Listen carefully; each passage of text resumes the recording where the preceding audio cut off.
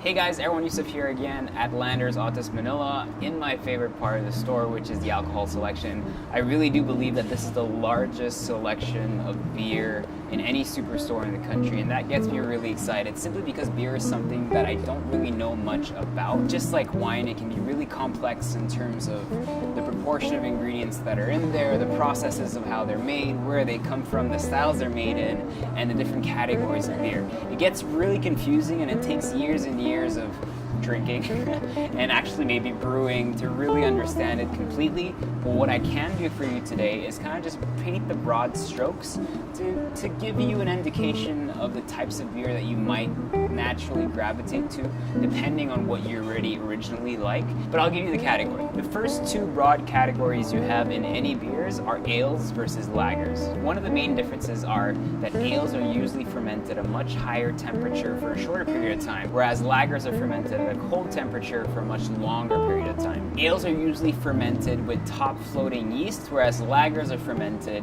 with bottom yeast, which means yeast that kind of sinks to the bottom. Therefore, ales are known to be slightly more full of character, bitter, acidic compared to the easier drink that the lager is. Lagers most of the time are crisp, refreshing, easy on the palate, and something that most of the beers you find in any country really are lagers. Most of the San Miguel beers you'll find locally are mostly lagers. Heineken is a lager, Corona is a lager. So most of the ones that you're used to seeing are definitely lagers. It gets complicated when you have a beer like a German Kolsch that comes in, which uses a top fermenting yeast, but is actually fermented in a cold storage, mixing both lager and ale styles together. So you get those gray area beers that you can't really categorize quite quickly. Knowing the resurgence of beers and craft beers we've seen over the past couple of years, you'll see a lot of different styles come into play.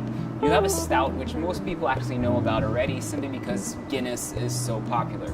A stout is something that's rich, kind of creamy, and usually has a more bitter, coffee-like malty taste. Then you have a porter, which is hugely popular in most craft breweries, which is probably one of my favorites, that are slightly darker and have a more nutty flavor and aroma.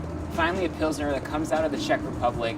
That's a style of lager that's quite light, crisp, and refreshing. If you ever see a beer labeled a Trappist, it basically means that it was brewed in an actual monastery. In Europe, I think there are about 11 monasteries that still kind of export their beers as Trappists. An IPA is basically an ale that is already quite strong in flavor, but done even more so that when you really taste an Indian Pale Ale for the first time, it's actually quite particular. You really need to be one of those people that really likes a strong flavored beer. So at the end of the day, it comes down to personal preference. Just like wine, what I suggest doing is trying as much as you can, writing down the ones you like and why you like them. So for example, I'm someone who likes San Miguel Light, which is a lager. Then I'll start messing around and trying different lagers and different styles of lagers and seeing which ones I like.